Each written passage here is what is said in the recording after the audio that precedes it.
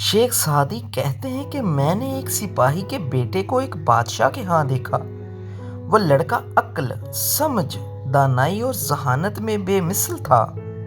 اس چھوٹی عمر میں ہی اس میں بڑائی کی علامات اس کی پیشانی سے ٹپکتی تھیں، گویا کہ اس کی ہوش مندی کی صفت سے اس کی پیشانی درخشاں تھی اور اس کی قسمت کا ستارہ روشن تھا۔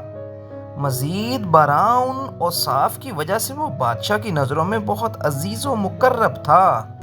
وہ ظاہری حسن و جمال کا بھی پیکر تھا۔ اس حال کو عقل والوں نے یوں بیان کیا ہے کہ مالداری دل سے ہے، نہ کہ مال سے اور بڑائی سے، عقل سے ہے نہ کہ عمر سے۔ اس کے ساتھ کے درباری مصاحب اس کی قدر و منزلت سے بے حد جلتے تھے۔ اس پر ایک بددیانتی کا الزام لگایا اور اس کو قتل کرنے کی حاصل کوشش بھی کی، مگر ایسے نہیں ہوتا، کیونکہ جب دوست مہربان ہو جائے تو دشمن کیا کر سکتا ہے۔ بادشاہ معاملے کو بھانپ گیا۔ اس نے اس سے اس کی وجہ دریافت کی تو کہنے لگا کہ اللہ سبحانہ و تعالیٰ آپ کی بادشاہی کو اپنے زیر سایہ قائم رکھے۔ میں نے تو ہر دعا گوہوں کہ اللہ آپ کی یہ سلطنت اور آپ کا اقبال ہمیشہ ہمیشہ باقی رہے۔ میں تو اس حال میں یہ کر سکتا ہوں کہ کسی کے بھی دل کو دکھ نہ دوں۔ میں حاسدوں کا کیا کروں؟ وہ بذات خود رنج میں ہیں اور جل رہے ہیں۔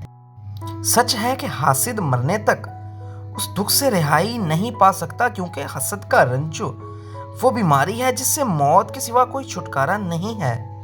بدبخت یہ تمنا کرتے ہیں کہ بلند نصیب والوں کی نعمتیں اور ان کا مرتبہ ان سے چھن جائے۔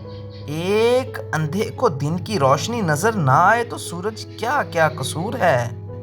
وہ عورت انسان کو طاقتور کرتی ہے جو زیادہ انار کھائے، وہ عورت انسان کو بوڑھا کرتی ہے جو روز دیر سے جاگتی ہے، وہ عورت انسان کو برباد کرتی ہے جو لالچی اور مغرور ہو، وہ عورت انسان کو دولت مند کرتی ہے جو نیک و پارسا ہو۔